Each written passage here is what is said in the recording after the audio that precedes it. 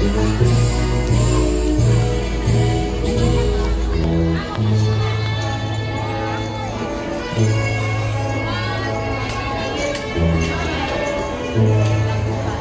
tayo sumagot?